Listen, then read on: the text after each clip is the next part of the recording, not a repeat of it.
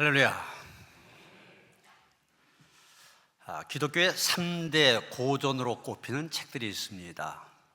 존 버년이 쓴 철로 역정, 성 어거스틴의 고백록, 그리고 또 하나가 토마스 아켄피스가 쓴 그리스도를 본받아, 바로 저 책입니다. 우리가 어떻게 그리스도를 본받을 수 있을까? 토마스 아켄피스는 이 책 첫 장에서 이렇게 말하고 있습니다. 그러므로 우리가 가장 힘써야 할 것은 예수님의 삶을 깊이 묵상하는 것입니다. 여러분, 예수님처럼 살고자 할 때 가장 중요한 것이 무엇이냐? 바로 예수님을 깊이 묵상하면서 그분의 마음을 가슴에 품는 것입니다. 그래서 5절 보면 사도 바울 빌립보 교인들에게 이렇게 말합니다. 너희 안에 이 마음을 품으라. 곧 그리스도 예수의 마음이니. 무슨 얘기입니까? 예수의 마음을 품을 때 비로소 우리는 예수님처럼 살아갈 수 있다는 것입니다. 바꿔 말해서 아무리 우리가 그리스도인이 되었다 할지라도 예수의 마음을 날마다 품지 않고 살아간다면, 예수의 마음이 아니라 늘 세상의 헛된 것만을 마음에 품고 살아간다면 우리는 예수님처럼 살 수 없다는 것입니다. 잠언 23장 7절에 대저 그 마음의 생각이 어떠하면 그 우인도 그러한즉, 이런 말이 나옵니다. 들으셨어도 무슨 말인지 잘 이해가 안 되시죠? 세번역으로 보면 조금 더 이해가 잘 됩니다. 무릇 그 마음의 생각이 어떠하면 그의 사람됨도 그러하니. 우리의 마음이, 우리의 생각이 사람됨을 결정한다는 얘기입니다. 그렇게 누군가 예수님처럼 살려고 한다면 무엇보다도 예수의 마음을 품어야 됩니다. 그분을 늘 생각하며 묵상해야만 됩니다. 그러면 예수의 마음을 품는다는 게 무슨 말인가? 이 말은 예수님의 마음을 가지고 모든 사물을 판단하고 해석하고 행동하라, 그런 얘기입니다. 어떤 사람은 모든 사물을 돈의 가치와 관점에서 생각합니다. 이 사람한테는 이게 이익이 되느냐 되지 않느냐, 이게 기준입니다. 그래서 이익이 생기면 일을 하고 이익이 생기지 않으면 일을 하지 않습니다. 돈이 기준이에요. 저희 딸이 중학교 교사인데 담임을 맡으면 이 교사들 담임 수당이 나오잖아요. 돈을 더 받을 수가 있습니다. 이 교사들 봉급이 그렇게 세지 않은데 수당 더 받는 게 얼마나 큰지 몰라요. 작년 2년 차 됐을 때 그래도 교사의 꽃은 담임이지 그러면서 담임을 했어요. 그런데 다른 행정 업무도 하면서 담임을 맡으니까 너무 힘들었대요. 그래서 올해 3년 차 되면서 절대 담임은 하지 않겠다고. 담임을 안 하니까 얼마나 편한지 모르겠대요. 이런 담임을 맡아서 돈을 더 받으니까 돈이 기준이 되는 사람은 아무리 힘들어도 당연히 선택을 해야 됩니다. 근데 요즘은 돈이 아니라 워라밸 그러잖아요. 돈은 조금 덜 벌어도 여유 있는 삶을 살자. 그러니까 돈이 가치 기준이 되는 사람, 그거에 이익이 되냐 안 되냐에 따라서 결정이 되어집니다. 학생들이 대학에 들어갑니다. 선택을 할 때 어떤 가치관을 갖느냐, 어떤 관점을 갖느냐에 따라서 선택이 달라집니다. 작년에 우리 고등부 학생이 있었는데 부모님은 다니지 않고 혼자만 나오는 학생이 있었어요. 이 학생이 올해 제주대 약대에 들어갔는데 고려대 생명과학부하고 제주대 약대 두 군데가 다 합격이 됐어요. 근데 이 친구는 제주대 약대를 선택한 겁니다. 이런 고려대학이라고 한 학교 이름, 또 서울에 있는 학교, 이런 여러 가지를 생각하면은 거기 선택할 수 있었는데 이 친구는 그게 기준이 아니었었어요. 내 미래를 생각하면서 내가 평생의 삶을 어떻게 살아갈까, 그게 가치 기준이 되다 보니까 제주도 비행기 타고 가야 되는 거기 대학을 선택한 거예요. 여러분, 결혼도 마찬가지입니다. 배우자를 선택할 때 어떤 기준으로 하냐? 우리 믿는 사람에게 가장 중요한 게 배우자가 믿음을 갖느냐 안 갖느냐 이거잖아요. 세상 사람은 그게 아니라 다른 것들을 볼 수가 있어요. 이렇게 어떤 관점을 갖느냐, 어떤 기준을 갖느냐에 따라서 학교가, 진로가, 상대방 배우자에 대한 선택이 달라집니다. 여러분, 어떤 관점으로 모든 일을 보고 있습니까? 어떤 관점에서 가정과 자녀들의 교육, 또 직업, 미래를 생각합니까? 세상에 지금도 많은 일들이 생기고 있는데 이 모든 일들 어떤 관점에서 보느냐가 중요합니다. 오늘 사도는 우리에게 분명히 말하고 있습니다. 모든 그리스도인이 가져야 될 관점이 있는데 그것이 무엇이냐? 바로 예수 그리스도의 마음이라고 얘기합니다. 너희 안에 이 마음을 품으라. 이 말은 그리스도의 관점에서 모든 것을 해석하고 결정하고 행동하라는 얘기입니다. 특별히 우리가 지금 그리스도의 고난과 죽으심의 사순절 기간을 보내고 있습니다. 이제 다음 주일은 부활주일, 사순절의 마지막 고난 주간을 보내고 있습니다. 이 기간을 보내면서 우리가 품어야 될 그리스도의 마음, 과연 어떤 마음입니까? 첫째는 자기를 비우는 마음입니다. 여러분 6절 7절 보시면 예수님을 가리켜 뭐라고 얘기합니까? 근본 하나님의 본체시나 하나님과 동등됨을 취할 것을 여기지 아니하시고 오히려 자기를 비우셨다, 이렇게 얘기하고 있습니다. 예수님은 근본적으로 하나님의 본체시라고 얘기하고 있습니다. 여러분, 본체라고 한 말, 8절에 모양이란 말이 나오고 있는데 이 두 개의 단어를 비교해서 생각해보면 더 쉽게 이해할 수 있을 겁니다. 본체는 내적인 것입니다. 모양은 외적인 것입니다. 본체는 본질적인 것입니다. 그러나 모양은 비본질적인 것입니다.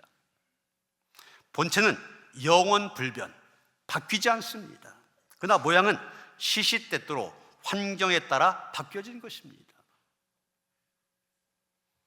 여러분, 우리 자신을 한번 생각해보면 이해가 되실 겁니다.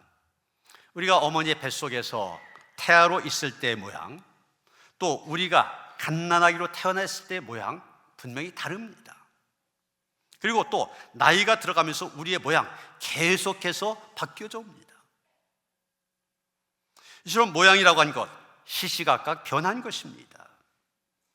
그렇지만 우리의 본체라고 하는 것은 어머니의 뱃속에 태아로 있을 때부터 늙어서 죽을 때까지 변하지 않습니다. 변하지 않는 우리의 본체가 무엇입니까? 사람이라는 것입니다. 인간이라고 하는 것입니다. 본체는 이렇게 변하지 않는 것입니다. 여러분, 예수님의 본체가 뭐라고 했습니까? 그는 근본 하나님의 본체시다, 이렇게 말하고 있습니다. 예수님의 모양이 어떻게 변하든지 간에 예수님은 영원 전부터 영원 후까지 하나님이십니다. 여러분, 이게 굉장히 중요한 겁니다. 기원후 4세기경 니케아 회의가 있었는데 거기에서 이단과 정통 갈려진 것이 바로 이 지점입니다. 예수님이 하나님과 같은 분이냐, 영어로 더 same, 아니면 예수님이 하나님과 비슷한 분이냐, 더 similar. 예수님이 하나님과 비슷한 분이다, 이렇게 주장했던 아리우스파 이단으로 몰려 정죄당했습니다. 예수님이 하나님과 같은 분이다, same. 예수님은 하나님과 비슷한 분이 아니라 하나님 자체십니다. 하나님처럼 훌륭한 분이 아니라 하나님의 모든 능력을 갖고 계신 하나님이십니다. 예수님은 이 땅에서만 하나님이 아니시라 세세 무궁토록 하나님이십니다. 어제나 오늘이나 영원토록 동일하신 하나님이십니다. 그분이 바로 우리가 믿고 있는 예수님입니다. 그런데 그 하나님이 어떻게 되셨습니까? 오히려 자기를 비워 종의 형체를 가지사 사람들과 같이 되었다고 하였습니다. 하나님 되기를 포기하시고 인간이 되었다는 것입니다. 그가 본래 하나님이셨는데 스스로 자기를 비워서 하나님 되기를 포기하고 인간이 되신 것, 이것이 바로 그리스도의 마음입니다. 자신이 하나님 되기를 포기하고 인간이 되시는 하나님의 겸손, 낮아진 태도, 바로 그것을 얘기한 것입니다. 이것을 특별히 7절에서 비웠다 이런 표현을 쓰고 있는데, 이것은 마치 컵에 물이 담겨 있었는데 그 컵을 뒤집어서 물을 다 쏟아버린 것과 똑같습니다.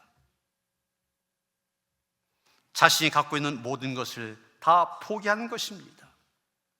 내가 지금 갖고 있는 지위, 소유, 특권 다 포기하는 것입니다. 여러분, 우리가 오늘날 살아가면서 생기는 많은 문제들, 어디에서 생기는 겁니까? 포기하지 않고, 비우지 않고, 버리지 않고 살려고 하는 데서 문제가 생깁니다. 우리가 포기하고 비우고 버리기만 하면은 해결될 수 있는 많은 문제들 우리 안에 있습니다. 여러분, 부부싸움도 가만히 생각해 보세요. 부부싸움의 본질도 가만히 보면 포기하지 않은 채 얘기하다 보면 그게 싸움으로 커집니다. 이런 이야기가 있습니다.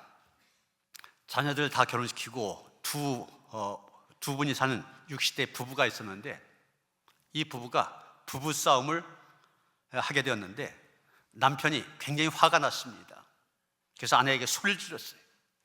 나가버려. 아내도 화가 나서 벌떡 일어났습니다. 아니, 나가라면 못 나갈 줄 알아요? 나갔습니다. 근데 조금 이따 돌아왔어요. 자존심을 포기하니까 돌아올 수 있었습니다. 아직도 화가 풀리지 않은 남편이 또 소리 지릅니다. 왜 다시 들어오느냐? 그때 아내가 말합니다. 가장 소중한 것을 두고 갔어요. 아니, 그게 뭔데? 바로 당신이에요. 더 이상 싸움이 진행됩니까? 남편이 그만 피식 웃고 말았습니다. 다 해결된 거잖아요. 그 후 남편은 부부싸움을 하다가도 에이, 부부싸움 하면 뭐해? 이혼해도 당신이 우위자료로 나를 청구할 텐데, 그러면서 여유 있게 웃고도 했다는 얘기예요. 조금 포기하니까 이런 여유가 생기는 거예요. 자존심, 그거 하나만 포기해도, 그것만 내려놔도 행복한 관계 계속 유지할 수 있습니다. 7절 말씀을 다시 봅니다. 예수님은 우리의 구원을 위하여 하나님의 영광, 통치, 다스림, 하나님 되심, 이 모든 것 다 쏟아버리시고 오히려 자기를 비워 종으로, 인간으로 오셨습니다. 죄로 죽었던 우리를 구원하시기 위하여 하늘 영광 버리고 낮고 천한 이 세상에 오셨습니다. 우리에게 영원한 생명을 주시기 위하여, 죄악 가운데 있는 우리를 구원하시기 위하여 예수님 하늘의 영광을 버리신 것입니다. 이것이 바로 그리스도 예수의 마음입니다. 두 번째 우리가 품어야 될 그리스도의 마음, 자기를 낮추는 마음입니다. 예수님은 그저 하늘 보좌에 앉아 계시면서 인간들이 올라오기를 기다리고만 계시지 않으셨습니다. 친히 우리와 똑같은 육신을 입고 낮고 낮은 이 땅에 오셨습니다. 예수님이 사람이 되신 겁니다. 7절 8절 말씀 봅니다. 종의 형체를 가지사 사람들과 같이 되셨고 사람의 모양으로 나타나사. 이러면 예수님이 사람들과 같이 되셨고 그랬잖아요. 이것은 예수님이 우리와 똑같이 육신을 입으셨다고 하는 것, 다시 말해서 예수님의 인성을 가리키는 말입니다. 그렇습니다. 예수님은 우리와 똑같이 어린 시절을 겪으셨습니다. 예수님도 인간이기 때문에 키가 자라고 지혜도 자라셨다고 했어요. 우리와 똑같은 육신을 가지셨기 때문에 배고플 때도 있었고 고단할 때도 있었고 피곤하면 배 갑판에서 주무시기도 하셨습니다. 우리와 똑같은 성령을 가지셨기에 살아앉아 나사로가 죽었을 때 슬퍼하면서 눈물을 흘리기도 하셨습니다. 또 예수님 우리와 마찬가지로 시험도 받으셨습니다. 그러나 히브리서 4장 15절에 있는 말씀처럼 예수님에게는 결코 죄가 없습니다. 왜 그렇습니까? 예수님의 본체는 하나님이시기 때문입니다. 하나님은 결코 죄를 지을 수가 없습니다. 예수님 우리와 똑같은 시험을 받으셨지만 결코 죄가 없으신 것입니다. 그런데 그 다음 8절에 보면 예수님 사람의 모양으로 나타나사 그랬습니다. 어떤 생각하면 7절에 사람이 되셨다, 사람과 같이 되셨다, 또 지금 사람의 모양으로 나타나셨다, 똑같은 말을 반복한 것처럼 생각할 수 있습니다. 그러나 다릅니다. 사람들과 같이 되셨다고 하는 것은 하나님 편에서 하신 말씀이고, 사람의 모양으로 나타나셨다는 건 인간 편에서 하는 말씀입니다. 예수님은 사람의 모양으로 나타나셨기 때문에 예수님을 믿지 않는 유대인들, 예수님이 갖고 있는 인성만 보려고 하였습니다. 예수님 안에 있는 신성은 보지 못했던 것입니다. 예수님이 많은 기적을 베푸셨습니다. 권세 있는 가르침도 주셨습니다. 그럼에도 불구하고 믿지 않는 유대인들, 예수님 어떻게 배척했습니까? 예수님이 능력을 행하시면 저 사람 귀신 들렸구만, 저 사람 요셉의 아들 예수가 아니야? 우리가 그 부모를 아는데 어찌 저가 감히 하늘에서 내려왔다고 주장하느냐? 이러면서 예수님의 신성을 보려고 하지 않고 인성만 보고 예수님을 비방하고 배척했습니다. 예수님이 사람의 모양으로 나타나셨기 때문에 예수님은 이 세상에서 사람들로부터 수많은 멸시와 천대 받으셔야만 했습니다. 그 예수님 일생을 낮은 자로 사셨습니다. 부유한 자로 살지 아니하시고 가난한 자로, 낮은 자로 사셨습니다. 어부나 농부들과 어울리시면서 낮은 자들과 사귀셨습니다. 당시 사회적으로 죄인 취급되었던 세리들 그리고 창기들과 더불어 교제하며 사셨습니다. 그래서 많은 사람들 예수님을 향하여서 저는 죄인들과 함께 밥상에 앉아 먹는다 비난하며 죄인과 창기들의 친구라고 그렇게 비난했습니다. 그러나 예수님 언제나 자기 자신을 낮추시고 낮은 자와 교제하며 사셨습니다. 뿐만 아니라 예수님 마지막 십자가에 죽을 때에도 강도가 좌우편에 함께 달려 죽으심으로 죄인들 곁에서 죽으셨습니다. 베들레헴 마구간 낮은 자로 태어나시고 자기를 낮추며 사셨을 뿐만 아니라 마지막 자기를 낮추시고 죽으셨습니다. 우리가 잘 부르는 찬양 가운데 최영덕 씨가 작사 작곡한 낮엔 해처럼 밤엔 달처럼 이런 찬양이 있는데, 이 찬양이 만들어진 배경, 그 이야기가 참 은혜스럽습니다. 이분은 원래 욕심쟁이 청년 이렇게 불릴 정도로 세상을 바라보되 삐딱하게 보면서 살아갔습니다. 그런 사람이 예수를 만나 변화가 되어지고 음악에 재능이 있다 보니까 찬양을 지어서 부르게 됩니다. 어느 날 대학에서 수천 명의 학생들에게 강의하러 갔다가 강당으로 가는 도중 화장실에서 청소하는 한 아주머니를 보면서 좀 약간 내려다보는, 무시하는 자세를 취했답니다. 오죽하면은 화장실에서 청소할까 이런 생각을 가졌다는 거죠. 그런데 잠시 후에 청소를 마치고 마친 이 아주머니가 복도를 지나가는데 한 신사가 이 여인을 보면서 너무나 놀란 표정으로 인사하더라는 거예요. 사모님, 이게 어찌된 일입니까? 알아봤더니 이분이 대기업 총수의 부인이었습니다. 그런데 자기 아들이 다니는 학교에 자원봉사로 와서 화장실 청소를 했던 거예요. 그날 최영덕 씨는 자신의 내면을 깊이 깨닫고 사람들을 우습게 보는 경멸한 그런 자기의 속사람, 그것을 보면서 내가 어떻게 하면 예수님처럼 살 수 있을까? 자기의 신앙 고백으로 이 노래를 지어서 불렀다는 겁니다. 이런 배경을 한번 생각하면서 이 찬양 함께 찬양하시겠습니다.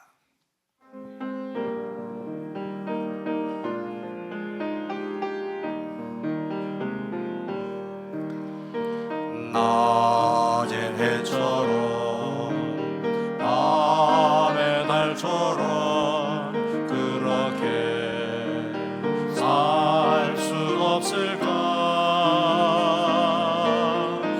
욕심도 없이 어두운 세상 비추어 온전히 남을 위해 살듯이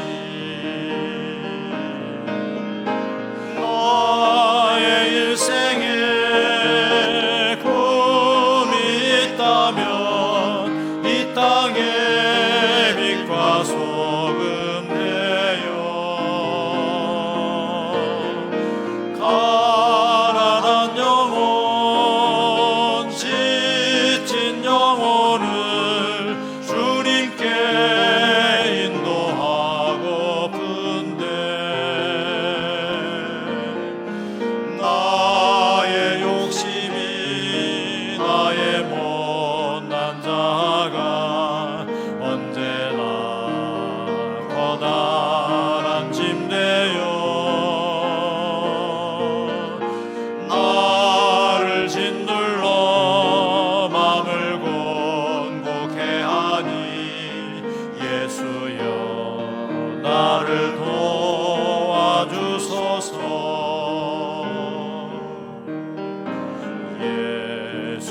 예수님처럼.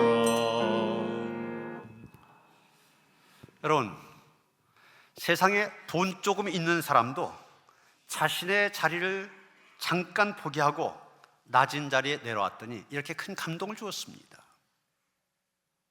그런데 하나님이신 예수님이 모든 권세와 권리를 포기하고 죽기까지 낮아지셨습니다. 이것이 바로 자기를 낮추신 예수님의 겸손입니다. 셋째, 그리스도의 마음, 십자가에 죽기까지 복종한 마음입니다. 여러분, 6절 보면 예수님의 낮아짐의 출발 지점 어디였습니까? 지극히 높으신 하나님이라고 하는 영광의 자리였습니다. 거기에서 출발하여 어디까지 낮아지셨습니까? 도달한 지점이 어디입니까? 8절에 보면 사람의 모양으로 나타나사 자기를 낮추시고 죽기까지 복종하셨으니 곧 십자가의 죽으심이라 그렇게 말하고 있습니다. 마지막 십자가의 죽으심이라고 얘기하고 있습니다. 여러분, 우리말에는 순종과 복종이란 말이 있습니다. 순종은 어떤 말과 일에 자기도 합당하게 여기고 동의하여 순순히 따를 때 순종이라고 말합니다. 반면에 복종은 자기 생각에 합당하지 않고 또 따르기 대단히 어려운 일인데도 불구하고 따를 때 그것을 복종이라고 얘기합니다. 예수님의 전생에는 아니오가 없었습니다. 항상 예만 하셨습니다. 고린도후서 1장 19절입니다. 예수 그리스도는 예하고 아니라 함이 되지 아니하셨으니 그에게는 예만 되었느니라. 예수님은 하나님의 뜻이 아니면 아무것도 하지 않으셨습니다. 오직 하나님의 뜻대로 말씀하셨고 행동하셨습니다. 그 예수님의 복종은 십자가에서 절정에 이르게 됩니다. 여러분, 죽음이 두렵지 않고 죽음을 달게 받을 사람 세상에 아무도 없습니다. 더군다나 그 죽음이 십자가의 형벌이라는 사실을 아시는 예수께서 십자가를 진다고 한 것 정말 쉽지 않은 일입니다. 예수님은 겟세마네 동산에서 그 십자가를 앞에 놓고 밤새워 피땀 흘리며 기도하셨습니다. 그러나 기도의 결론이 무엇입니까? 아버지여, 이 잔을 나에게서 지나가게 하옵소서. 그러나 나의 원대로 마옵시고 아버지의 원대로 하옵소서. 그러면서 그 고통의 십자가를 지셨습니다. 아버지의 뜻에 복종하신 것입니다. 여러분, 예수님 그 십자가의 고난 속에서 얼마든지 이렇게 외칠 수 있었을 겁니다. 이제 좀 그만하라고, 그 마음에 됐다고, 아니면 너희들 내가 누군 줄 아냐 한마디 할 수도 있었을 것입니다. 베드로에게 말씀하셨던 것처럼 12군형이나 되는 천사들을 보내어 로마 군인들 다 쓸어버릴 수도 있었습니다. 그러나 예수님 억울하게 심판을 당하실 때도, 십자가를 지고 골고다 언덕을 올라가실 때도 그렇게 하지 않으셨습니다. 예수님은 십자가에서 달려 엄청난 고난을 당하며 죽기까지, 끝까지 참담하셨습니다. 십자가에 죽기까지 하나님의 뜻에 복종하신 것입니다. 여러분, 오늘날 우리가 주님의 마음을 본받는 것 무엇입니까? 예수님이 십자가에 죽으신 것처럼 우리 자신 십자가에 죽이는 것입니다. 그런데 우리는 어떻습니까? 남들은 다 죽어도 나는 살아야 된다, 이런 생각이잖아요. 그런 생각하고 또 그렇게 행동합니다. 어린이들 동화집에 나온 이야기입니다. 하루는 염소 2마리가 외나무 다리에서 만났습니다.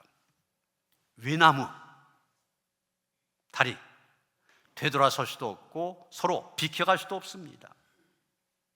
서로가 내가 가겠다고 밀치다 보면 둘 다 물에 빠질 수밖에 없습니다. 그러나 둘 다 건너갈 수 있는 방법이 있습니다. 하나가 다리 위에 납작 엎드리면 다른 하나가 그 위를 밟고 넘어가는 것입니다. 서로가 지지 않으려고 다투는 것보다, 둘 다 밀다가 같이 강물에 빠진 것보다 하나가 엎드려 밟힘으로 다 지나갈 수 있다, 얼마 아름다운 모습입니까? 예수님이 그러셨습니다. 자기를 부이셨습니다. 자기를 낮추셨습니다. 십자가의 죽기까지 복종하셨습니다. 그때 하나님 그 예수님을 어떻게 하셨습니까? 9절부터 11절까지 보면 그를 높여 모든 이름 위에 뛰어난 이름을 주셨다고 그랬어요. 예수의 이름 앞에 모든 무릎을 꿇게 하셨다고 했습니다. 모든 입으로 예수 그리스도를 시인하도록 하셨다고 했어요. 사랑하는 성도 여러분, 너희 안에 이 마음을 품으라. 곧 그리스도 예수의 마음이니 예수님 때문에 나의 특권도 포기할 수 있는 마음이 돼야만 됩니다. 예수님 때문에 자신을 낮추는 겸손한 마음이 돼야만 됩니다. 예수님 때문에 억울한 일을 당하더라도 죽기까지 복종한 그 마음, 우리가 품어야만 됩니다. 특별히 사순절 이 절기를 보내면서 우리의 모든 일들, 고난도 영광도 예수님의 마음으로 바라보시길 바랍니다. 예수님의 마음을 품고 하시기 바랍니다. 지금 우리는 어떤 마음으로 주님을 따르고 있습니까? 주님의 마음을 품고 따름으로 하나님께서 높여주신 삶을 살아가는 그런 복된 성도들 되시기를 주님의 이름으로 축원합니다. 하나님, 정말 예수님 닮고 싶습니다. 예수님 본받아 살고 싶습니다. 예수님의 마음을 품게 하여 주시옵소서. 어렵지만 힘들지만 그 길이 생명의 길이요 하나님께서 높여주신 길입니다. 힘써 걸어갈 수 있도록 우리와 함께 하여 주시옵소서. 예수 그리스도 이름 받들어 기도하여 싸움나이다. 아멘.